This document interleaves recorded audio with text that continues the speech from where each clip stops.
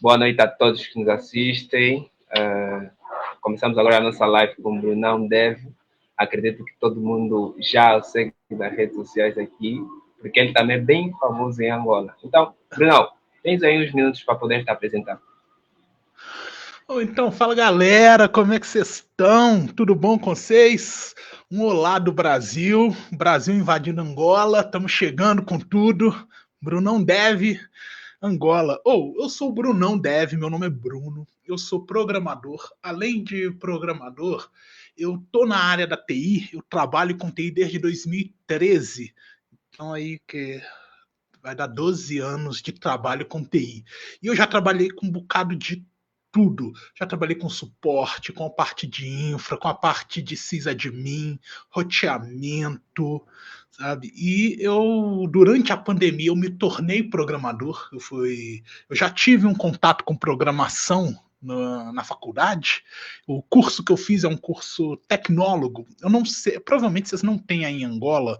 Curso tecnólogo no Brasil é o quê? É um curso técnico com um pouco mais de abordagem filosófica fundamental para se tornar um curso superior. Então, no Brasil, um tecnólogo vale a mesma coisa do que qualquer curso superior, sabe? Mas é um curso mais curto, um curso superior de 2 anos e meio ou 3 anos. No meu foi de 3 anos. E eu já tive contato com a programação, mas foi algo que naquele momento que eu me formei em 2016, eu não fui diretamente para a programação, porque eu acho importante eu falar por quê para vocês, gente. Porque quando eu me deparei com a programação, primeiramente, eu tive 2 tipos de sensação. A primeira foi de encantamento, em perceber o nível de poder que eu tinha em relação ao computador. Então, por exemplo, eu posso fazer o que eu quiser, gente. Eu posso literalmente programar as coisas. De um bloco de notas branco, puro, vazio, eu consigo transformar aquilo num sistema. Então eu vi isso, eu falei, caramba, uau, achei muito impressionante. Mas ao mesmo tempo, aquilo me deu um baita de um cagaço. Eu fiquei com medo da programação no primeiro contato que eu tive, porque eu não entendi orientação a objeto direito, isso lá em 2014, eu não entendi direito, ficou aquela coisa meio confusa. E programação é difícil, gente. Programação é difícil, sabe? Programação não é uma coisa fácil, e é uma das coisas que vocês que me seguem já devem perceber, que eu falo que não tem caminho fácil, é uma trilha, você tem que construir, não existe um curso que vai ser um hiper sucesso e você vai conseguir fazer um curso de 6 meses e vai te transformar num programador. Todo o conhecimento é através de uma construção. Então, de início, eu falei, antes de querer isso que eu gostei muito, porque eu fiquei muito encantado com a programação lá na faculdade, eu falei, putz, é difícil. Se é difícil, eu não sei se eu vou conseguir. Então eu falei, primeiro eu tenho que garantir a minha vida. Aí eu fui estudar para concurso público. Eu não sei se aí em Angola vocês têm concurso público também, eu não sei como que funciona a questão do trabalho estatal, mas o que é concurso público? Concurso público é uma prova de seleção para você trabalhar para o Estado, sabe? Para você trabalhar para o Estado. O que é trabalhar para o Estado? É trabalhar em qualquer órgão do Estado. Então, se o Estado tem universidade federal, que é o caso aqui do Brasil, no meu caso, eu trabalho numa universidade federal, mas você tem vários órgãos do Estado e você pode prestar uma prova para trabalhar ali, para atuar ali. Eu atuo com TI numa universidade federal, e depois que eu passei nisso, que eu foquei a minha carreira para a área de concurso público, aí depois que eu estabilizei minha vida, aí sim que eu fui entrar na área da programação, ali 2020, 2021, e me tornei um programador, sabe? Aí eu fiz um bootcamp para complementar, eu já tinha uma base computacional bem interessante, e o engraçado é porque o fato de eu ter me tornado programador está muito vinculado ao fato de eu ser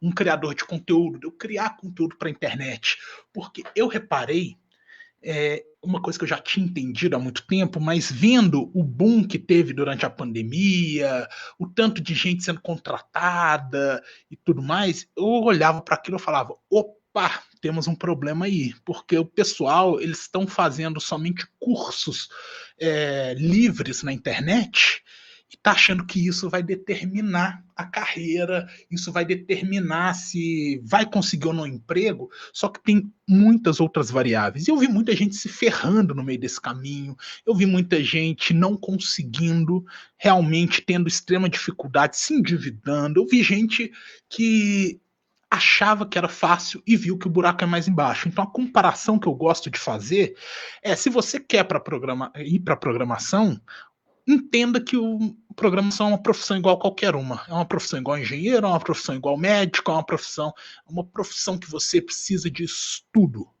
sabe? Porque não é igual uma profissão meramente que você vai lá e faz alguma coisa, igual o cozinheiro, por exemplo, que vai lá, cozinha, prepara, entrega e acabou. Não, a programação, você tem essa fase de produzir o código, produzir o sistema, mas é uma profissão comum, é uma profissão que tem uma base acadêmica muito forte e quando eu entrei no bootcamp que eu fiz, eu já tinha 9 anos de experiência com TI. E a minha experiência com TI, ela era uma experiência que ela foi repleta, porque eu passei por várias áreas. Eu trabalhei com muita gente, trabalhei com muito programador. Eu tinha colegas que sentavam do meu lado que eram programadores. E como eu sempre gostei, a gente discutia, debatia, conversava sobre programação. Às vezes eu fazia alguma coisinha com programação e eu pedia ajuda para eles, para me auxiliar. E o que eu entendi? Quando eu cheguei nesse bootcamp, eu já não estava cru. Eu não estava começando do zero. Eu já entendia o que era computação. Eu já tinha uma base computacional muito bem consolidada que eu construí através da faculdade, mas não só isso, através dos anos de trabalho. Porque não é uma construção isolada, é uma construção multidisciplinar que vai exigir estudo. Agora, peraí, Vai... João, tenho uma pergunta a te fazer. Desculpa aí te Claro. interromper na tua abordagem. Eu gostaria de saber, no teu ponto de vista, agora, no nosso mercado, tanto mundial e na tua análise assim, mais nacional também, o mercado TI ainda é bom para o pessoal poder entrar? Porque há pessoas que vêm também me perguntar se a TI, programação, com a implementação de inteligência artificial, o mercado está a ficar meio declinado. E será que ainda é bom as pessoas apostarem nessa área? O mercado, assim, te falando sinceramente, o que eu entendo que meio que aconteceu com o mercado? O mercado teve um boom na pandemia, sabe? E o mercado de TI, ele é um mercado que ele é muito dependente, igual o mercado de engenharia, ele é muito dependente do quê? Da economia. Então, se a economia global está pujante, está uma economia que está crescendo muito, que está bombando, muitos investimentos, você tem muita chance. Se a economia começa a ter guerra em tudo quanto é lugar, guerras grandes, começa os países se degladiarem, começa a ter crises, sei o quê? Essa economia global, ela dá uma diminuída. Você começa a ter diminuição de investimento, ao mesmo tempo que isso vai gerar uma oportunidade para outras regiões, e aí a gente pode até falar a região, o continente africano, que ainda precisa de passar por uma revolução tecnológica e está chegando. A gente vê muito isso quando a gente olha para a geopolítica, que está crescendo ao investimento em tecnologia, mas eu vejo que o continente africano ele ainda está um pouco defasado e eu enxergo que vai ser o próximo boom em tecnologia, viu, gente? Porque a América Latina já teve esse boom em tecnologia, os países da Europa já tiveram, os Estados Unidos já teve, a China, nem que dizer, mas vários países ali da Ásia já teve, e eu vejo que o continente africano, os países africanos, eles vão passar por uma revolução tecnológica grande, porque eu vejo que existe um certo. Não gosto de falar atraso, mas existe um, um certo delay entre uma tecnologia inovadora chegou num lugar e ela ser implementada pelas empresas, pelos investidores na África. Então, eu vejo que isso está crescendo. A China investindo muito, isso vai crescer.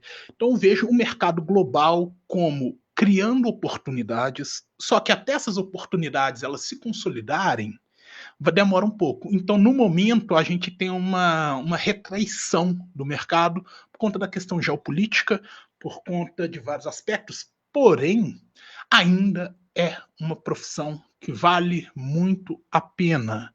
Mas dizer que a profissão vale a pena ou não, isso não significa nada, né, gente? Vamos ser sinceros, porque vale a pena ou não depende de cada pessoa. Mas financeiramente falando, vale, só que a gente tem que parar de ter aquela ilusão de que basta fazer um curso, basta assistir um bootcamp que você vai estar empregado. Não. É igual qualquer profissão, é uma construção ao longo do tempo. Então, você precisa fazer uma faculdade, fazer um estágio. Ah, Bruno, não, mas eu não posso, eu não tenho condições, eu preciso trabalhar. Beleza, você vai ter que tentar achar uma rota mais rápida de acesso ao mercado, mas a construção do conhecimento para você se manter no mercado independente de inteligência artificial vai ser um pouco maior. Porque, gente, inteligência artificial não é nada mais, nada menos do que um sistema estatístico que é treinado para dar respostas estatísticas. A inteligência artificial não pensa, a inteligência artificial não raciocina, a inteligência artificial não é capaz de criar nada. Ela só é capaz de o quê? De pegar aquilo que você entregou para ela, ela faz a análise estatística e dá um retorno. Um retorno de texto, que é o que a gente tem hoje. E esse retorno pode ser em áudio, pode ser em vídeo, pode ser de várias formas, mas em geral a gente trabalha com texto, que são os LLMs, Large Language Models. São os modelos de linguagem. Agora, Brunão, tem uma outra pergunta que eu estava aqui a anotar, de acordo com a tua explanação. Eu gostaria de saber se o mercado está assim, tão muito no ponto de vista de quem vai entrar, o que tem sido mais romantizado logo ao entrar? Porque eu vejo que vocês romantizam alguma coisa. Uma coisa que tem sido muito romantizada é a ideia de que você não precisa de uma base formal em computação, de que você não precisa entender a fundo os sistemas operacionais, você não precisa entender a fundo a internet, você não precisa entender a fundo redes de computador, você não precisa entender a fundo infraestrutura, você não precisa entender a fundo a engenharia de software, você só precisa saber fazer o quê? Você só precisa saber construir um sistema. Então, isso eu vejo como o maior problema, porque isso é muito vendido. E as pessoas que vendem essa ideia não tem nem como falar muito mal das pessoas, porque, em geral, não são pessoas da TI. O cara que fez uma escola de um bootcamp, que investiu num bootcamp e está investindo no marketing para vender esse bootcamp, esse cara não entende. Você dá um computador na mão do cara, mal consegue ligar a impressora. Sabe? É umas coisas assim, é um pessoal que não tem contato com a tecnologia. E tem uma frase do cara que fez o filme 2001, Odisseia no Espaço, um clássico do cinema, que ele falava o seguinte, esse autor: qualquer tecnologia evoluída o suficiente para quem não tem conhecimento parece mágica. Então, até que tem uma frase que eu gosto de repetir, que é de um programador brasileiro, ele chama Akita. Eu divirjo dele de vários pontos em relação ao mundo, porém em programação ele é muito assertivo, que é o seguinte, que ele fala: a sua empolgação em relação à inteligência artificial é inversamente proporcional ao seu conhecimento sobre ela. Porque, de fato, para quem não tem conhecimento tecnológico profundo, a inteligência artificial ela parece muito mágica, porque ela parece que ela pensa, ela parece que ela conversa com você, ela parece que ela tem sentimento, sabe? Ela parece que ela tem muitas coisas, mas na verdade ela é só um gerador de texto baseado em estatística e proporcionalidade estatística para te entregar uma resposta que seja mais próxima daquilo que ela foi treinada. Então, não cria nada. Mesmo assim, não criando nada, a gente tem que entender onde que a inteligência artificial vai atacar ali no programador. No programador, a inteligência artificial ela vai atacar muito a produção de código. Ou seja, escrever código. Escrever if, else, escrever as coisas. Só que um programador, o trabalho dele não é apenas escrever o código. O trabalho de um programador é o quê? É ser uma pessoa que, primeiro, você investiga um problema para, a partir daí, baseado no seu conhecimento, nas suas pesquisas, nas suas análises, você pensar e construir um escopo de uma solução para aquele problema e implementar essa solução. Então você está vendo que tem várias etapas. Porém, a inteligência artificial ela vai atuar no quê? Na etapa de construir código. E isso ela faz muito bem. Faz muito bem, muito mais rápido. Você pede para mim e para a inteligência artificial, para um chat GPT da vida, criar uma página de login autenticada utilizando o OAuth. Ela vai fazer muito mais rápido que eu. Sabe? Eu vou gastar o quê? 1 hora, 2 horas aí para fazer um negócio, ela faz em 5 minutos. Ou menos. Sabe? E já publica e já coloca no ar. Ou seja, então ela consegue fazer coisas mais rápidas. Porém, as soluções que um programador precisa construir, a gente não está falando que é só fazer o login da página. O programador ele precisa pensar, aquilo vai escalar? Como que vai escalar? O que eu vou utilizar para escalar aquilo? Quanto isso vai custar? Está dentro da verba? Não está. Se não está dentro da verba, qual solução que eu preciso implementar para que aquele sistema não modifique as características dele, mas mesmo assim tenha um desempenho? Putz, eu fiz um sistema inteiro, está demorando para compilar. O que eu posso fazer para reduzir isso sem aumentar o custo? Então, o trabalho do programador é pensar. Só que é vendido no mercado pelas pessoas que não detêm tanto conhecimento que o trabalho do programador é escrever código. Não. Escrever código é uma parte. Igual você perguntar, Bruno, qual que é seu dia a dia? Escovar dente é uma parte do meu dia a dia. Não é o dia inteiro escovar o dente. Tomar banho no banheiro, ir trabalhar, são só partes de processos que eu tenho na minha vida. Então, a inteligência artificial ela cuida de uma parte, que é a produção de código. Porém, o resto todo, você tem que ter um domínio. Até para o quê? Para você conseguir saber se a inteligência artificial fez aquilo corretamente ou não, porque o código da IA, em geral, não é tão bom.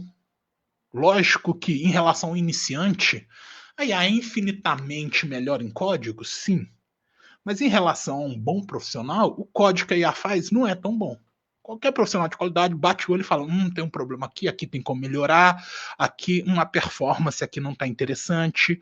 Porque querendo ou não, a IA ela foi treinada o quê? Foi treinada em conteúdo que é aberto, ou seja, tudo que está no GitHub. Então ela não consegue criar nada novo, ela só consegue reproduzir, no máximo, coisas similares ali aos que estão no GitHub. Então ela é um autocomplete muito potencializado. Porém, tem uma questão que é os donos dessas empresas, eles fazem o marketing, porque ganham muito dinheiro com isso, de que a IA vai substituir o ser humano. E a gente vê isso, vai substituir o programador, a gente vê isso. Quem falando isso? O Jason Hung, que salvo engano ele é, eu não sei se esse é o nome dele, mas ele é o CEO da NVIDIA. Ele fala, você não precisa aprender mais a programar. Mas, gente, a gente tem que interpretar uma coisa. Ele é CEO da NVIDIA. Qual o papel que ele está fazendo ali como CEO da NVIDIA? Defender a empresa. E a NVIDIA, ela só ganha dinheiro o quê? Produzindo coisas, produzindo placa que vão servir de placas que vão treinar a IA. Então, ele não pode falar algo diferente daquilo. Opa. Ok, peraí. Tocando nesse ponto e olhando para quem está nos assistir hoje, existe uma meritocracia ou um modelo de individualidade aqui no nosso mercado? Na área TI, será que existe uma pessoa específica a entrar? Como é que uma pessoa pode sair do nível de júnior e ir para sênior, para um outro nível, deixar de ser o que é hoje, para tornar algo ou alguém que ele pretende ser? Entendi. Isso é importante. Primeiro, 2 pontos que a gente tem que falar da questão da meritocracia. Meritocracia é algo, gente, que é importante a gente entender que meritocracia é algo que não existe de maneira formal. Mas o mérito existe. E o que eu estou chamando de mérito e de meritocracia? O mérito é a capacidade daquela pessoa construir algo. Então, o Brunão fez uma página de login, mérito dele. O Brunão fez o concurso público, passou, mérito dele. O Brunão conseguiu ter empregos em tais lugares, trabalhou para Dubai, mérito meu. Mas a meritocracia, ela incide o quê? Uma ideia sociológica de que existe um sistema que é regido pela ordem do mérito, ou seja, todas as pessoas elas vão sair de posições similares ou de condições muito parecidas e elas vão ter oportunidades equivalentes, equiparáveis durante esse processo. Isso não existe. Esse sistema que é baseado em mérito apenas não existe, mas a pessoa ela tem um mérito muito grande em relação a isso. E como que a pessoa ela faz para sair de um cargo de júnior para pleno? A gente tem duas respostas para isso. A gente tem a resposta técnica, que é através de conhecimento, especialização, um know-how maior de como o sistema funciona, de como aquela empresa, como aquele negócio funciona, uma capacidade de interação com equipe e tudo mais, isso é uma resposta muito clara que isso é uma construção, demanda tempo, então você precisa ter conhecimento, você precisa interagir, você precisa ler muito o cenário, entender, porque muito da construção profissional, gente, é importante vocês entenderem, ela não é dependente do mérito técnico. O que é um mérito técnico? Do meu conhecimento apenas. Eu vejo que tem pessoas que têm muito mais conhecimento que eu, que não conseguiram algumas oportunidades que eu consegui. E por que isso acontece? Porque aí vem a segunda parte da resposta. Programação não é sobre código, é sobre pessoas. Entende? Ou seja, o programador, por mais que o objeto de trabalho dele seja o computador, tudo que envolve o trabalho dele está relacionado com pessoas. Então, para você crescer dentro de uma estrutura organizacional que é regida por pessoas, você tem que ser capaz de entender o ambiente, ler e agir conforme aquilo. Então, só um exemplo similar, quando eu percebo que o Leandro, Leandro Malungo, você começa a olhar assim e você desmuta o seu microfone, eu percebo que está na hora de você me fazer uma pergunta e eu parar de falar. Mas você não chegou e falou, Bruno, para! Vou te fazer uma pergunta, você não precisou falar isso. Alguns momentos você fala porque eu vou me excedendo, mas o que eu estou querendo dizer aqui é que no mundo corporativo, muito da construção da sua carreira vai ser algo não dito. Vai ser algo que não vai estar ali falado, escrito. Vai ser o quê? Como que você faz para interagir? Como que você puxa o saco do seu chefe? Você tem que ter uma boa relação com a chefia. A chefia tem que ter uma certa relação de confiança. A gente só consegue confiar em alguém se a gente tem um mínimo de relação com ela. Então, se você é uma pessoa calada, que escreve código muito bem e vai embora para casa, dificilmente você vai crescer no mercado corporativo. Porque hoje em dia não é apenas sobre qualidade técnica. A qualidade técnica ela é importante demais, mas o mundo corporativo, ele é do que? De influências, a sua capacidade de interagir, de socializar, de se vender, de saber vender você como um produto que demonstre algo melhor do que os outros, ou especial, ou mais agradável. Porque aí as pessoas vão querer você por perto. Por que eu dei essa resposta alongada? Porque eu não quero virar aqui para vocês e falarem, é puxa saco. Porque vocês já veem isso nos meus rios. Vocês já sabem. E aqui, como eu tenho mais um tempo, faz sentido eu explicar melhor. E esse puxa-saco não é só ficar, chefinho, o que você quer que eu faça? Não, é saber interagir. É você construir uma relação boa com aquela pessoa. E aquela pessoa consiga o quê? Ver em você alguém que, não, essa pessoa eu confio nela, eu vou colocar ela aqui nesse cargo. Sabe? Porque é isso, o mercado de trabalho é sobre pessoas, sobre influência, sobre como que você lida com aquilo. Não necessariamente sobre a sua capacidade de construir código. Claro que uma capacidade muito boa de construir código, isso vai o quê? Isso faz pesar a balança, ou seja, você não precisa ser um cara que se vende tanto quando você é muito bom tecnicamente. Mas se você é só tecnicamente bom e não consegue trabalhar tal dita soft skills, as habilidades sociais, socioemocionais, se você só é bom tecnicamente, aí vem aquele ditado: quem não é visto não é lembrado. E não é lembrado em relação ao quê? Em relação a tudo, em relação até à promoção. Então, festa da empresa, você tem que ir. Aqueles encontros que o pessoal de empresa gosta de fazer. Vamos fazer um happy hour. Pelo menos aqui no Brasil isso é muito comum, gente. Desculpa se não for aí em Angola, mas que é o happy hour, sair depois do trabalho, juntar o pessoal, ir num bar, conversar e tudo mais, é importante fazer todo esse processo. Ou então mesmo na hora do almoço, o pessoal gosta de ir junto almoçar num restaurantezinho ali, ou então vai na cantina no mesmo lugar. Você precisa ter essa interação. É fundamental você saber ter uma lida pessoal muito boa, porque isso é determinante para o seu crescimento. A questão técnica você consegue fazer sobrepor a questão técnica com a questão de socioemocional, saber se vender, saber conversar, ser bom de conversa, sabe? E ser uma pessoa agradável. Não basta você ser bom de conversa, você ser inteligente. Você tem que ser agradável, as pessoas têm que gostar de ter você do lado. Então, às vezes, uma pessoa muito chata, mesmo que essa pessoa fale bem, mesmo que as pessoas se comunicam bem, mas tem gente que é chata, gente. O mundo é assim, tem gente que é chata. Tem gente que não tem papo bom, é chato. Mesmo que você vê que a pessoa está se esforçando, você fala, putz, a pessoa está se esforçando, mas esse cara é um pé no saco. É muito comum. Essa pessoa, ela só vai conseguir crescer dentro de pessoas que não a veem como pé no saco. Porque o fator social, hoje, ele é fundamental. Boa. Ok, Brunão, tem uma questão que a maior parte dos programadores que estão entrando na nossa área, a maior parte da juventude vem entrando nessa área, eles vêm estar se perguntar qual é a melhor skill, qual é a melhor stack que a gente tem que ter para conseguir se manter firme no mercado. Qual é a ferramenta que o mercado pede mais? Será que isso deve ser levado em conta ou não? Isso pode ser levado em conta, mas somente isso não. Por quê? Porque a gente tem dois tipos de resposta para isso. Qual que é a melhor stack? A gente pode falar, pode ser a stack que paga mais ou pode ser a stack que mais tem no mercado. Porque a stack que mais estiver no mercado, a chance de você ficar desempregado é menor. Porém, tem uma outra questão. Uma stack que é muito restrita, a chance de você ganhar muito nela é alta. Para pegar um exemplo clássico, vamos pensar o programador front-end JavaScript reacteiro, de React, que usa React e tudo mais. Tem muito disso no mercado. Então, você tem muitas vagas. Em contrapartida, são salários que pagam menos, você tem mais concorrência. E quando você pega, vamos pensar um outro tipo de programador, um programador de mainframe que utiliza COBOL.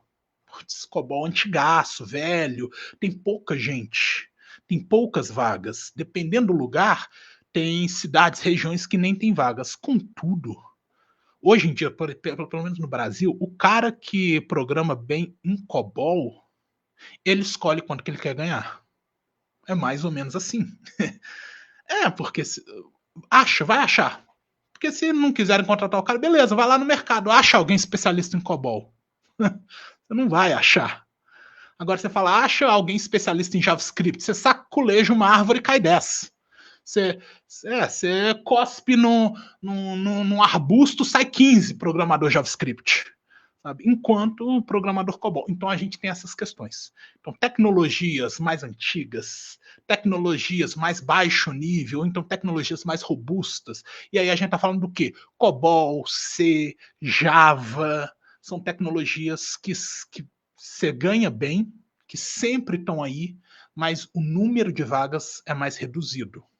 Então, a sua estratégia tem que ser uma estratégia que tem que levar em consideração a parte técnica de maneira mais forte. Porque você só consegue uma vaga como programador COBOL se você conseguir demonstrar qualidade técnico como programador COBOL. Primeiro ponto.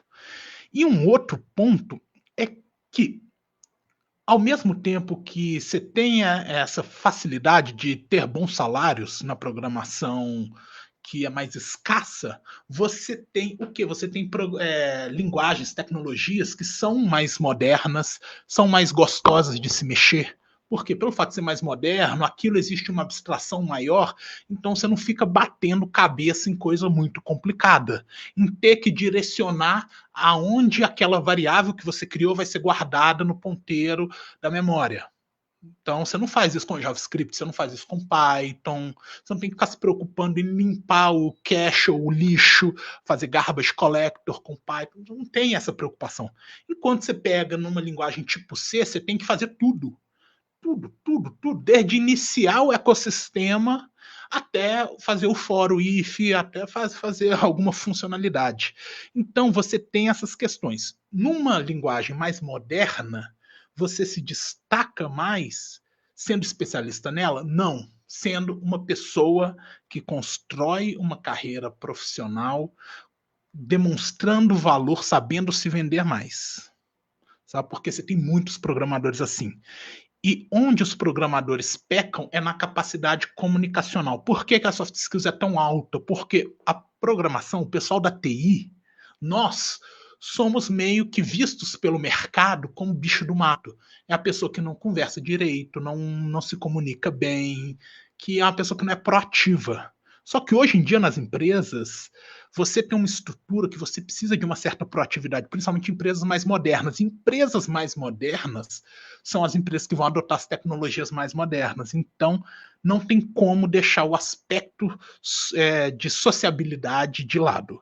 Mas o que a gente tem internacionalmente como as linguagens que estão melhores, a gente tem o quê? A gente tem o JavaScript, o Go, a gente tem o Python muito utilizado. Essas três são as principais linguagens mais utilizadas em áreas modernas. Aí a gente vai ter, quando a gente está falando, porque vai depender muito. Se a gente está falando de sistemas empresariais, você vai ter muito Java, você vai ter muito C Sharp, você vai ter muito algumas linguagens específicas, tipo a ABAP, que é a linguagem de SAP. Então, isso tudo, eu sei que vocês estão querendo uma resposta, escolhe essa linguagem. Não. Não existe resposta simples para perguntas complexas. Qualquer resposta simples que eu dê, vocês têm que parar de me seguir na hora. Falar, pô, o Brunão falou que a linguagem que eu tenho que focar é JavaScript. Não, para de seguir o Brunão. Para de seguir o Brunão. Bloqueia, porque ele está falando merda, porque não é assim que funciona. E uma outra coisa que vale a pena levar em consideração, principalmente para o iniciante, gente, e aqui é a grande maioria da galera que me assiste, é uma galera que está nesse trajeto ou do início ou logo pós-início, está ali entre o iniciante e o pleno. A maioria do pessoal que está aqui, o pessoal que me segue, é mais ou menos isso. Aí o que faz sentido você olhar? A sua região. Porque no início é muito mais complicado você conseguir oportunidade remota. Sabe? Home office é muito mais complicado. Porque até para você conseguir trabalhar em home office, você precisa de o quê? Uma certa autonomia. Isso você só vai ter essa autonomia com conhecimento. Então você já precisa ter passado por problemas, você precisa ser alguém meio que consegue ir resolvendo as coisas sozinho. Você não precisa ficar com alguém ali do lado te orientando, tudo mais. Só que no início, quando você está começando, você está muito perdido, você não sabe ainda, você não entende as coisas, você não sabe muitos termos técnicos, você não sabe muitas tecnologias, você não sabe, às vezes, um certo fundamento. Então, para quem está iniciando, a maioria das oportunidades são presenciais. Então, no início, vocês têm que entender que você vai precisar ir no lugar, então você tem que olhar a sua região. O que a sua região mais utiliza? Sabe, o que está bombando aqui? O que o pessoal está utilizando muito? Se você fala, porra, eu vivo numa região, numa cidade, que você tem muito banco, muita empresa robusta, empresa muito grande, aí provavelmente essas empresas vão estar utilizando Java, C Sharp, essas coisas, vão estar utilizando essa PHP, vai utilizar essas linguagens, e enquanto você fala, pô, estou numa região que é muito startup, muita gente modernosa, muita faculdade, muita gente jovem, uma galera muito bacana. Aí você pode ter certeza que na região vai ter muita empresa mexendo com JavaScript, com Python, com linguagens mais modernas, sabe? Então tem muito disso. Você tem que olhar a região. Mas, para não ficar sem indicar nenhuma linguagem, gente, as linguagens mais utilizadas no mundo é JavaScript, Python, a gente vai ter PHP não, JavaScript, Python, Java, a gente vai ter C Sharp e a linguagem C. Essas são as linguagens mais utilizadas no mundo. Quando você pega qualquer ranking, eu gosto muito do ranking da Statista, acho que é Statista, que é um site que faz ranking de várias coisas, e os rankings deles são muito bons. Você consegue pegar o ranking lá de trás e você vê que essas linguagens são as que se mantêm no topo. Boa. Agora, Bruno, pegando o ponto do portfólio e ficar postando projeto, como é que os devs devem se posicionar? É só a gente ficar postando, mesmo ali com os nossos portfólios, esperar com que uma vaga. Olha, isso aí você está falando de LinkedIn. Aí isso é bem interessante, porque a gente tem a ideia de que o LinkedIn é a mesma abordagem que você vai ter de um currículo, de um portfólio. Beleza, o LinkedIn ele é um portfólio, só que o LinkedIn, gente, antes de tudo, uma coisa que é fundamental que a gente entenda é que LinkedIn é uma rede social. E como rede social, ele vai o quê? Ele vai ter a dinâmica de rede social. E qual que é a dinâmica de rede social? Rede social, ela vai somente beneficiar a pessoa que trabalha para ela. E o que é trabalhar para a rede social? Criar conteúdo. Então, se eu crio conteúdo, eu vou o quê? Eu vou manter pessoas ali em frente à tela, e é isso que a rede social quer.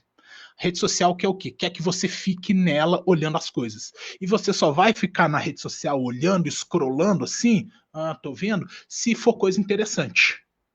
Então, primeiro, essa é a primeira dinâmica que você tem que entender. Então, o LinkedIn é uma rede social. Só que qual que é o benefício que o LinkedIn te dá? O benefício que o LinkedIn te dá, por exemplo, o YouTube, se você cria conteúdo, você consegue, o YouTube você monetiza. O Instagram você não monetiza, mas se eu crio muito conteúdo, conteúdo bom, ele me entrega para mais pessoas. O LinkedIn, qual que é a dinâmica dele? Se você cria conteúdo e as outras pessoas gastam tempo vendo seu conteúdo, ele vai te dar o que? Mais visualização. Só que o LinkedIn, além de ele ser uma rede social, é uma rede social de cunho profissional. O que significa? Que a abordagem é uma abordagem diferente do que você vai usar no Twitter, diferente do que você vai usar no Facebook, no Instagram. Então, o LinkedIn ele tem essa questão. Então, não é apenas postar, porque se a gente entende que é dinâmica de rede social, você precisa do quê? Você precisa de estratégia. Sem estratégia, você não consegue se manter engajado nas redes sociais. Porque você precisa pensar o conteúdo, não é só sair e escrever qualquer coisa, você precisa pensar, raciocinar, você precisa entender que não é só palestra, é uma rede social, então tem um cunho de entretenimento, então o seu conteúdo tem que ser bom. Sua escrita, se você vai escrever, o LinkedIn, a maioria das coisas do conteúdo compartilhado lá é escrito. Então, se você vai escrever, a sua capacidade de escrita tem que ser boa, a sua argumentação tem que ser boa. E o LinkedIn ele vai te recompensar. E qual que é a recompensa que o LinkedIn te dá? Aumentar o SSI. O SSI é o Social Selling Index. É o índice é o índice social que ele coloca para falar o quê? Entrega mais essa pessoa, mostra mais essa pessoa em detrimento daquela outra. Literalmente é isso. Ele tem um índice que é o algoritmo, vamos dizer assim, do LinkedIn, que faz isso, vai beneficiar quem produz conteúdo para o LinkedIn. E conteúdo o quê? De qualidade. Então, se você quer se dar bem no LinkedIn, e se dar bem no LinkedIn significa o quê? Significa o Tech Recruiter bater na sua porta e falar: oh, tô com uma vaga pagando $5.000 e eu gostei do seu perfil, você quer participar do processo seletivo? Isso que é a recompensa que o LinkedIn vai te dar. E isso acontece, mas ele só vai acontecer se você souber criar um conteúdo estratégico para aquele público que você deseja alcançar. No caso da programação, você tem que pensar: hoje eu vou falar de um tipo de conteúdo um erro que eu resolvi no serviço. Escreve um texto mostrando aquilo, com print, com sei lá o que, algo interessante. Aí amanhã, putz, saiu uma treta na internet aí porque o Bill Gates falou alguma coisa. Aí você vai comentar. Então você tem que pensar essa abordagem como se você estivesse construindo, fosse um produtor de um canal de televisão. Então, o LinkedIn é essa dinâmica. Então, quando você me pergunta, por isso que eu gasto mais tempo nessa resposta, Malu, porque quando você me pergunta o que tem que fazer, vale a pena postar os projetos? Depende, eu falei que você precisa de estratégia. Você tem estratégia de criação de conteúdo? Porque se você tiver estratégia de criação de conteúdo no LinkedIn, sim, postar os seus projetos, postar as coisas que você faz, é muito bom. Mas se você não tem estratégia, não faz diferença. Por exemplo, hoje eu tô no Instagram, eu tô com 58 mil seguidores. Minha mãe posta no Instagram. Minha prima posta no Instagram. Minha tia. posta no Instagram, acompanha. Nenhuma delas tem 500 seguidores. Mas por quê? Porque elas postam como pessoas comuns. Ah, postei meu negócio. Ah, postei aquilo. Por que eu tô com 58 mil? Porque eu tive uma abordagem estratégica em relação ao Instagram. Eu tô aqui não é só para falar o que eu penso, mas para falar o que eu penso dentro de uma roupagem, dentro de uma estratégia de LinkedIn não, de rede social. Vocês mesmos que me seguem, vocês devem ver. A minha abordagem no Stories é completamente diferente da abordagem no Reels e que é completamente diferente quando vocês me mandam uma DM. A conversa é outra. Na DM eu mando áudio, eu converso com a pessoa. No Story eu tento explicar aquela pergunta que a pessoa fez. E no Reels é o quê? É conteúdo rápido, é vídeo rápido, é chamar atenção. Pá, chamei a atenção. A IA vai acabar com os empregos. Puta que pariu, não é assim, o pessoal tá falando merda. Sabe? É mais ou menos isso, é chamar atenção. Porque você parou para ver, chamou atenção. Opa, esse cara é interessante. Deixa eu ver o que ele fala. Aí você entra no Story, você vê, porra, eu tô respondendo uma pergunta interessante, eu tô dando um contexto, eu tô explicando. Então, por que eu falei isso tudo? Porque o LinkedIn é a mesma abordagem. Só que você tem que focar a forma do seu conteúdo para uma forma mais o quê? Mais profissional. Então não é para eu ficar falando de política no LinkedIn. A não ser que, por exemplo, o presidente ou o governador falou alguma coisa relacionada à tecnologia. Aí faz sentido você trazer aquele tópico para discussão. Mas tirando isso, não, você tem que falar coisas que estão relacionadas ao quê? À área profissional. De qual forma? Curiosidade, um ensinamento, ou um desafio que você passou. Mais ou menos assim. Seguindo isso, ia construindo todo dia. Igual você aprender, você tem que estudar todo dia, praticar todo dia. LinkedIn é a mesma coisa, você tem que postar todo santo dia, pelo menos de segunda a sexta, né? Que é a época que mais tem acesso no LinkedIn é de segunda a sexta. Ou seja, vindo a ideia do ser profissional, questão do horário de trabalho. Então, hora comercial. É mais ou menos isso. Ok, boa. Para quem está nos assistindo hoje, entramos no momento de perguntas. No Meet, geralmente é só deixar o microfone ligado, mas aqui é um pouquinho diferente. É só deixar a tua pergunta lá nos comentários e a gente vai mostrar aqui para o Brunão responder. Mas em seguida, o Brunão pode estar a responder em 1 minuto. Brunão, geralmente é necessário que um programador tenha um tutor? Responde só de forma rápida essa pergunta. Ou, necessário não, mas é importante. Por quê? Porque a gente começa muito cru nas coisas, na vida, e qual que é a função do tutor, com muitas aspas, mas qual que é a função daquele mentor, daquele orientador? Te falar o caminho em que você vai sofrer menos, sabe? E só disso já facilita muito. Então, não é necessário, mas se você consegue, é muito bom. Ok, boa. O pessoal ainda não mandou perguntas, então podemos seguir com a nossa live. Vão lá mandando as perguntas, porque daqui a pouco a gente termina e vai lançar já a surpresa que eu estava falando lá há dias atrás no Facebook, em postagens que o Bruno vai trazer aqui para vocês. Mas inicialmente, voltando ao que a gente está a falar aqui na nossa live, deixa eu ver aqui. Bruno, eu gostaria que me desse um pouquinho da tua experiência, só que no lado das dificuldades que tu tiveste que resolver ou enfrentar, né, nesse caso, no início da tua carreira. Algo que pode ajudar qualquer pessoa que está nos assistindo aqui.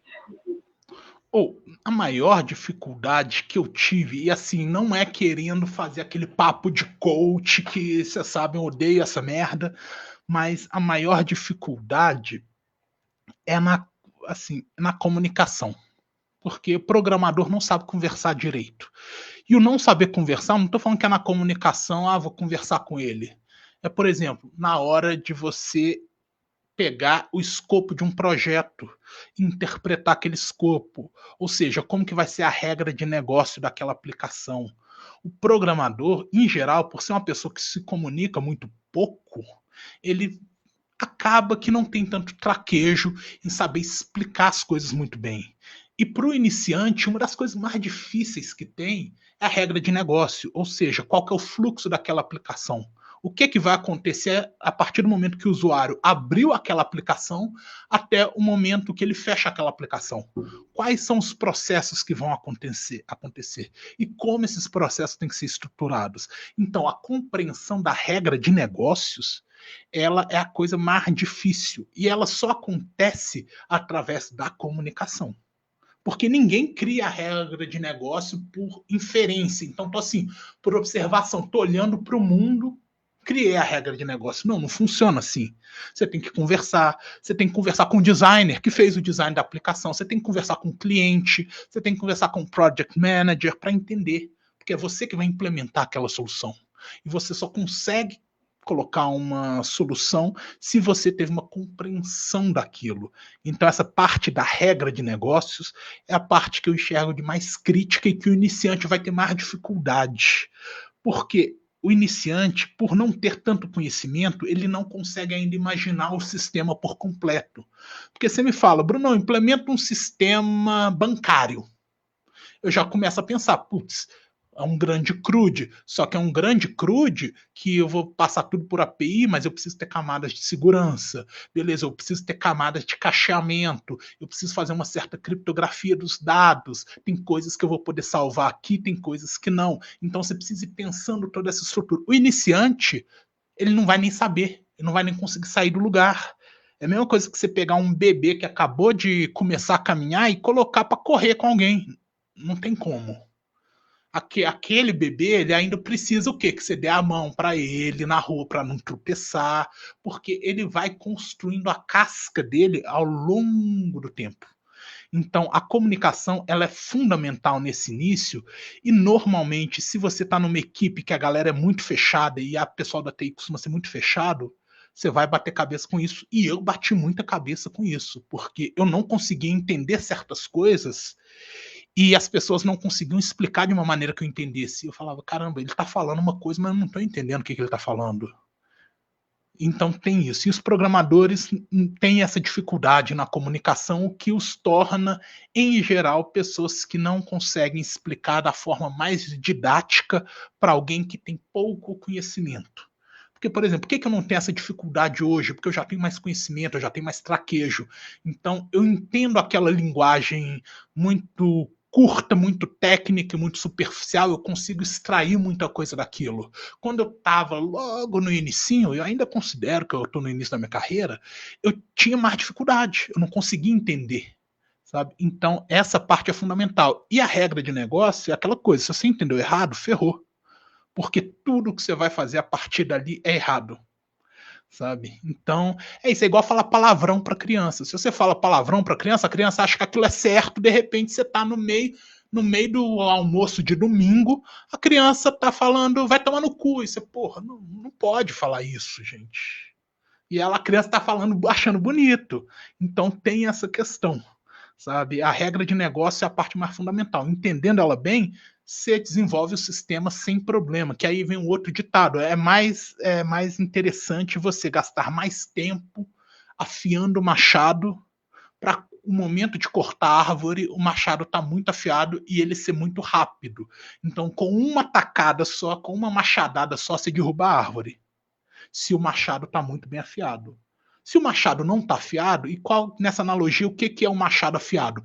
É a compreensão da regra de negócio. Se a regra de negócio não está muito bem compreendida, você vai criar, às vezes, rotas que não eram necessárias. Você vai duplicar componentes que às vezes não eram necessários, ou seja, você vai gastar mais tempo na construção daquele sistema do que se aquilo tivesse muito bem compreendido na sua cabeça. Então esse é o ponto mais complexo que eu tive, que eu percebo que os iniciantes têm. Aí, Bruno, temos aí a nossa primeira pergunta. Um programador deve dominar no máximo quantas linguagens de programação? Ou no máximo, assim, no máximo não existe máximo, sabe? Porque tem uma questão, gente. Linguagem de programação é a mesma coisa que isso. Isso é o que? Uma ferramenta, um alicate. Isso é um alicate, uma ferramenta. Ele é muito bom para o quê? Se eu preciso apertar alguma coisa ou cortar, vou cortar esse negocinho aqui. Cortei, ele é muito bom para isso. Mas se eu tenho um parafuso e eu preciso apertar esse parafuso, não vou conseguir apertar com isso. Então, o alicate não é a melhor ferramenta para apertar um parafuso, mas uma chave Phillips já é a melhor ferramenta para apertar um parafuso. Mas não é uma ferramenta boa para eu cortar a fita Hellman. Aí eu bato, não corta. Ou seja, por que eu trouxe isso? Porque a linguagem é a mesma coisa. Uma linguagem de programação, ela costuma ser muito boa em alguma coisa. Só que você saber utilizar um alicate te faz um eletricista? Não. O que te faz um eletricista? O seu conhecimento sobre eletricidade, sobre como o sistema, o circuito elétrico funciona. O alicate é apenas uma ferramenta que você utiliza. A linguagem que determina o que é um programador, não. O que determina o que é um programador é a construção que ele é capaz de fazer com o conhecimento que ele adquiriu em relação ao quê? À programação. Em relação a sistemas, em relação à computação. A linguagem é apenas uma ferramenta. Lógico que uma linguagem tem muito mais complexidade do que um alicate, muito mais complexidade, ou do que uma chave de fenda. É uma ferramenta complexa, é uma ferramenta que possui particularidades, mas a base de toda linguagem é mais ou menos a mesma para todas. Todas você vai declarar variável, você vai fazer um loop, você vai fazer um if-else, todas as linguagens têm. Você vai ter uma função, você vai ter linguagens orientadas a objetos, você vai ter objeto, tudo mais. Então a lógica por trás de uma linguagem acaba que é a mesma. O fundamental para um programador conhecer é essa lógica. Porque a partir daí, você caiu num projeto que é em C Sharp. E eu já trabalhei com um projeto em C Sharp. Eu não sei C Sharp. E programei em C Sharp. Por que eu consegui programar em C Sharp? Porque eu sabia o que precisava ser feito. Aqui eu preciso colocar uma condição para quando isso acontecer, fazer tal coisa. Aqui eu preciso colocar uma rota na API para responder isso, retornar. Então eu tinha compreensão por trás. Eu olhava em C Sharp, como é que eu declaro uma variável, qual que é o objeto nativo daquele framework do C Sharp, do .NET, que vai me entregar isso. Eu buscava lá, é isso, ok, então tem que escrever dessa forma. Ou perguntava para IA alguma coisa. Por que eu estou falando isso? Para você ver que a linguagem é o menos importante. A linguagem é uma ferramenta. Claro que se você gosta muito de uma linguagem e fala, putz, eu quero especializar nela, é excelente, porque você vai ter um certo conhecimento nela que programadores normais não têm. Isso pode te dar uma baita de uma possibilidade de trabalhar numa puta empresa bacana, num banco que paga muito bem, por exemplo, num lugar muito interessante. Mas o fundamental não é a linguagem. Linguagem é uma ferramenta. Você utiliza aquela ferramenta para desempenhar um papel. O fundamental é você conseguir pensar a programação e pensar a solução. A ferramenta você só adapta para aquela solução, sabe? Mas, em geral, dando uma resposta, você precisa saber uma muito bem e as outras você meio que você vai desembolando. Mas não tem máxima. Agora, outra pergunta do Antônio Kimbuade. Eu falei certo, Malungo? É Kimbuade? Você tá mutado. Eu disse, acho que falaste certo, mas é Antônio Kimbuade. O Kimbuade. Gostaria muito de entender o que se deve fazer quando já estudas programação há 1 ano e meio, sempre que inicia um projeto, o pessoal não termina. E quando surge um projeto que paga, a pessoa fica morrendo de medo e pula fora do barco. Porra, velho, não pode pular fora do barco. Você vai com medo mesmo. Você inicia e você vai com medo. Assim, o que isso está me demonstrando? Está me demonstrando que você estuda há muito tempo, mas você não tem tanta confiança na implementação disso. E talvez você não tenha tanto conhecimento. Então, isso, o que acontece? Quando você se depara com a dificuldade de algo que às vezes você não domine, você trava. Então, eu enxergo que o trabalho que precisa ser feito precisa de mais prática para que você fique acostumado com aquilo, sabe? Então, vamos pegar um exemplo, andar de skate. Andar de skate, quem anda de skate, no início você não vai conseguir descer uma ladeira muito íngreme ou descer uma ladeira muito grande, porque vai ficar muito rápido, você ainda não tem o equilíbrio ajustado, você ainda está muito inseguro. E se você for tentar fazer, você vai se esbufetar, você vai cair, se machucar, tudo mais.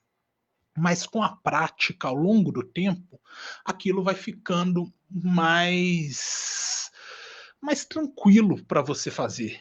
E sobre terminar projeto pessoal, talvez esteja faltando você conseguir colocar uma estrutura, um escopo melhor, um escopo que vai te mostrar o que você tem que fazer no início, no meio e no fim. Como que vai ser o início do projeto, como que vai ser o meio do projeto, como que vai ser o fim do projeto. Porque às vezes, projeto pessoal, a gente começa um projeto porque veio da cabeça. Mas aí você não sabe mais o que fazer. Porque você iniciou, mas aí você não sabe como é que fecha, como é que conclui. O que você faz numa hora dessas?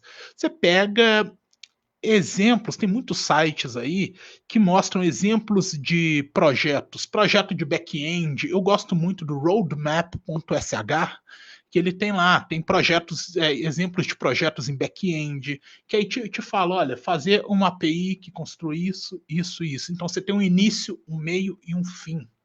Porque quando você tira só da cabeça, realmente vai acontecer muito isso. Principalmente se você não for aquela pessoa mais criativa do mundo.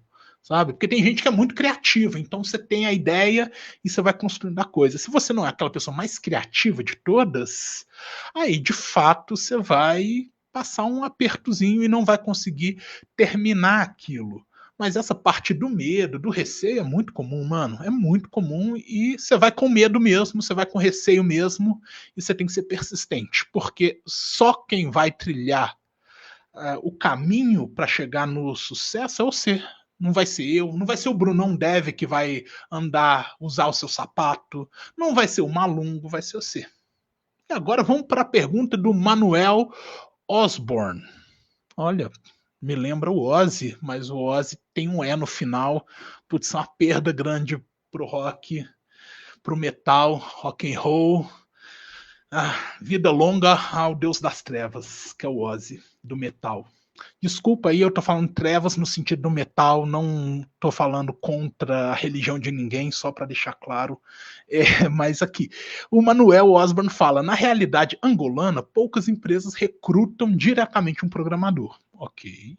A maior parte de nós trabalha em empresas que não estão diretamente ligadas com a área. Então, minha questão qual conselho Brunão dá para todos os programadores que se encontram nessa situação? Então aí em Angola, a realidade, as empresas não contratam direto? Ô Malungo, só para eu entender melhor essa pergunta, eu vou te fazer uma pergunta. Como que ocorre aí em Angola a contratação de pessoas? Tipo, a empresa ela terceiriza tipo para uma consultoria ou ela contrata gente de fora do país? Só para eu ter uma interpretação melhor. Olha, das experiências e dos testemunhos que eu já ouvi, para grandes projetos, a maior parte dos programadores são contratados de fora. Para empresas como dos estados e tudo mais, contratam sim por meio de vias a partir do site do estado mesmo, mas não é nada confiável. Então, ficamos todos por recomendações e coisas do gênero. É mais assim, não é tão aberto como no Brasil. Entendi. Então, de fato, as empresas não contratam tanto. Entendi. O que fazer em relação a isso? Se a empresa ela procura lá fora, você tem que procurar empresas de fora. E assim, muitas empresas vão olhar rindo daqui até aqui para a África, para o continente africano e para Angola. Principalmente Portugal. Portugal faz muito isso com o Brasil também. Sabe? O que mais chega é proposta de Portugal para ganhar, sei lá, 1.000 euros, sabe? Que para a realidade brasileira, meio que 1.000 euros é um salário interessante, mas um brasileiro que trabalha, um desenvolvedor júnior que trabalha num banco grande do Brasil, vai ganhar aquele 1.000 euros, só que de forma oficial, com carteira assinada, com vale alimentação, com plano de saúde, essas coisas. Então, no Brasil, às vezes as pessoas não procuram tanto trabalho remoto em Portugal, porque acontece muito isso, tem muita consultoria que contrata a galera. O que você tem que fazer é já que no início muito difícil, você tem que focar nessas empresas que estão dispostas a contratar o estrangeiro, tipo as empresas, as consultorias de Portugal, tudo mais. E você tem que entender que assim, as empresas elas não vão te pagar conforme o mercado internacional. Isso não existe.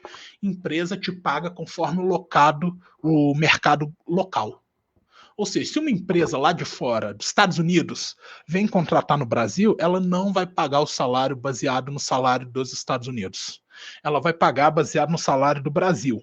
Se o programador sênior no Brasil, por exemplo, ele vai ganhar em torno de 10 a 15 mil reais, a empresa estadunidense ela vai te pagar de $3.000 a $5.000, porque na conversão $3.000 é 15 mil reais, $5.000 é 25, ou seja, vai te pagar um percentual mais alto do que um programador ganharia no Brasil, mas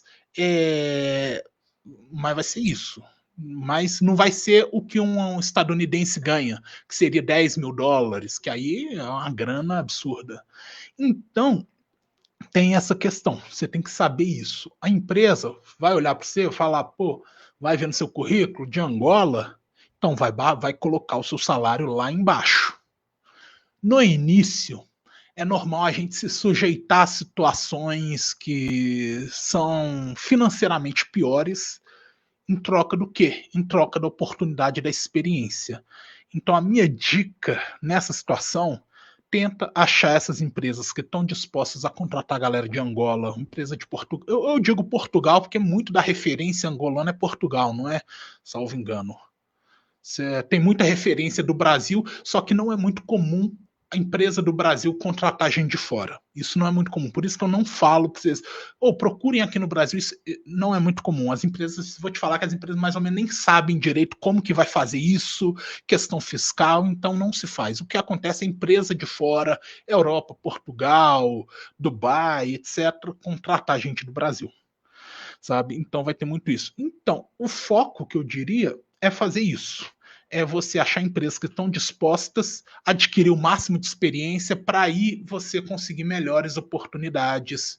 Porque, gente, a melhor hora para você procurar emprego é quando você está empregado.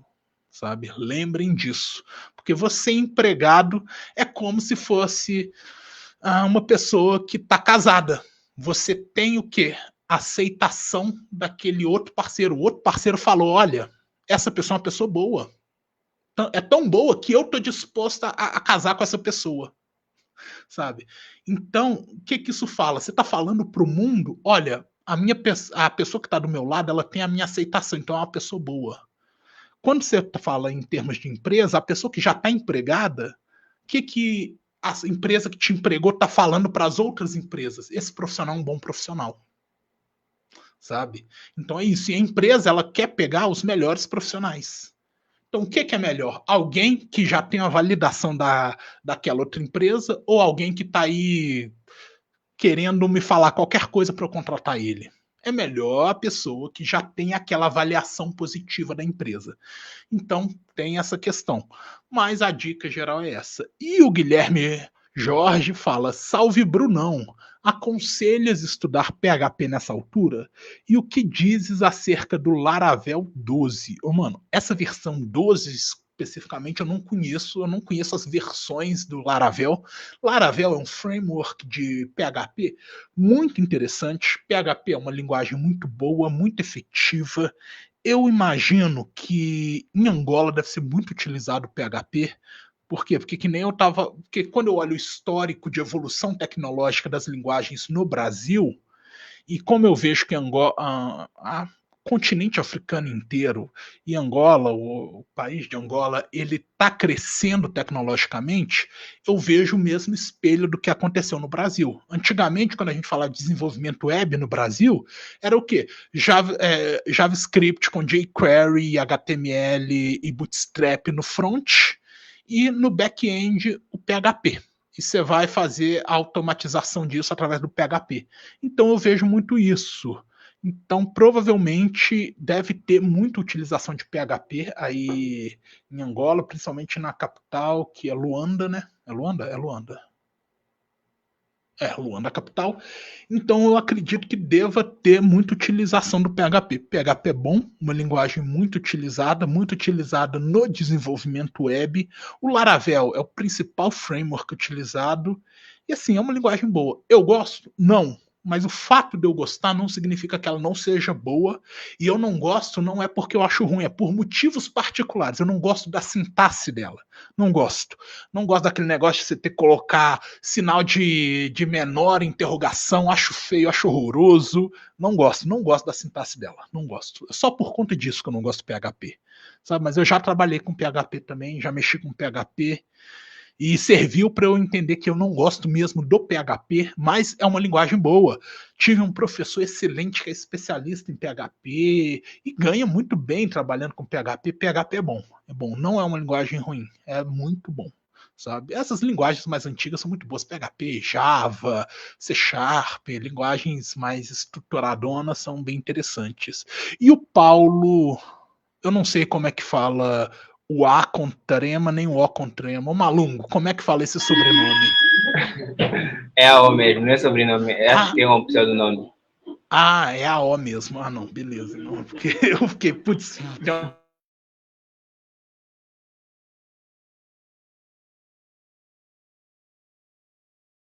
Será que o Next.js é uma boa opção de framework para estudar atualmente? Mano, não só boa, como é a que mais está sendo utilizada.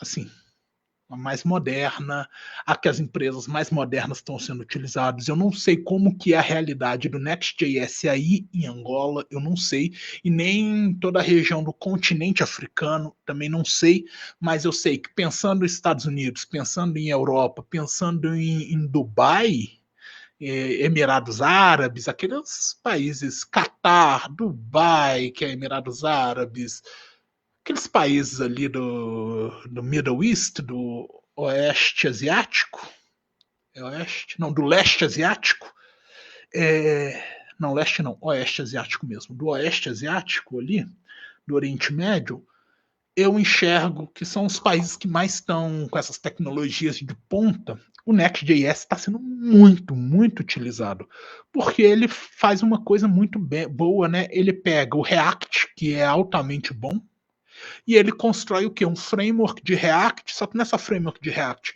é um framework que engloba tanto a parte de front quanto a parte de back, é um framework full stack. Então ele é muito interessante. Trabalhei muito com Next.js. Praticamente os 3 anos que eu fiquei em Dubai, eu trabalhei quase só com Next.js. Eu usei um pouco de outro framework também, que era o Gatsby, mas a maioria é o Next, porque ele tinha essa possibilidade. E o Next, ele é muito voltado para uma estrutura que é serverless. Você consegue construir estruturas sem servidor muito boas com Next e ele tem um funcionamento muito bom. Então o Next é bem utilizado, sim, vale a pena, é uma boa opção, só que é aquela coisa, igual o LinkedIn, vale a pena postar só por postar? Postar por postar, minha mãe posta, e minha mãe não é criadora de conteúdo. Mas agora, vale a pena você usar o Next se você tem uma estratégia. Putz, sou desenvolvedor JavaScript, sei fazer rota, sei construir sistemas. Então, vou pensar em quê? Em conhecer aquele framework que está sendo muito utilizado nessa área. Você tem que entender que toda escolha faz parte de um conjunto, sabe? É mais ou menos isso. Boa. Então, para quem nos assistiu até agora, temos aí um bônus, digamos assim, né? Um presente que o Brunão trouxe para todo mundo que nos assistiu. Liberei agora um link lá nos comentários da postagem da live com o Brunão. O Brunão deixou lá a masterclass dele.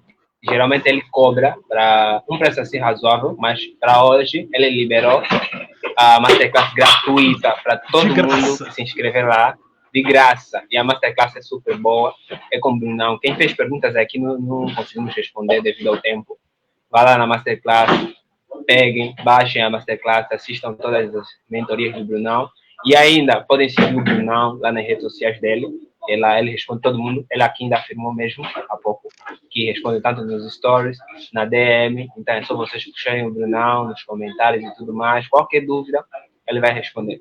Brunão, Isso. para nós terminar nossa live, dê, digamos assim, dicas para quem nos assiste, para conseguir melhorar seu nível de entendimento, conseguir crescer na área. Ô, galera, a dica que eu posso dar é o quê? Leia. Leitura, realmente, leitura. E leitura, tudo quanto é tipo de leitura, literatura, porque a partir do momento que você está muito acostumado à leitura, você melhora seu vocabulário, você melhora a sua capacidade de interpretação, porque muito está relacionado a interpretar o outro, e você tem que treinar. Então, leitura e treino. Treino do que? De programação. Treinar bastante programação. Ah, mas a IA vai substituir. Não vai substituir, gente. A IA não vai substituir o ser humano. Porém, as empresas vão fazer de tudo para a IA substituir o ser humano, vão fazer de tudo, então saiba que vai ter um lobby pesado das empresas, mas não vai conseguir. Só que dentro desse lobby pesado e esse caos que tem acontecido, o que vai rolar? Só quem vai conseguir chegar do outro lado, se manter, é quem tem uma base computacional muito sólida. Então foca na base, foca naquilo que é real e que nem o Malongo falou, ele vai estar deixando o link. Ô, gente, cadastra lá, eu vou liberar gratuitamente minha masterclass para todo mundo. Só colocar o e-mail lá. Eu estou vendo aqui na live agora, nós temos o que? Umas 20 alguma coisas pessoas, 22, 23, não sei, tá meio variável. Vai lá, vocês vão receber gratuitamente, colocar seu e-mail, eu vou colocar vocês lá gratuitamente a minha masterclass, uma orientação para a carreira de uma forma que vocês nunca viram, muito bom. E, gente, me segue nas redes sociais e qualquer dúvida, vem falar comigo, sou super disponível. Se eu não respondi na hora, manda no dia seguinte outra coisa, porque como chega... Oh, gente, eu converso com mais de 100 pessoas por dia. Então é muita gente, às vezes eu esqueço, às vezes eu não respondo, sabe? Manda lá que eu vou responder, insiste, seja insistente. Se eu não respondi, não é por falta de educação, é porque às vezes eu esqueci, às vezes eu li e tô na correria e não respondi, pergunta de novo, sabe? Eu faço questão de sempre tentar responder todo mundo. Então, é isso aí, gente. E pode contar comigo. O que eu puder ajudar, nós estamos juntos. Boa. Então, o Brunão é só chegar lá, tanto na Google, ou no chat GPT também mesmo. Pesquisem só Brunão Dev em todo lado. Eu já tô no chat ele vai responder. Caramba! Já tá. Eu vou fazer esse teste, eu vou fazer esse teste depois. Yeah. Siga lá o Brunão e tamo junto, pessoal. Valeu, Brunão. Muito obrigado. Tamo junto.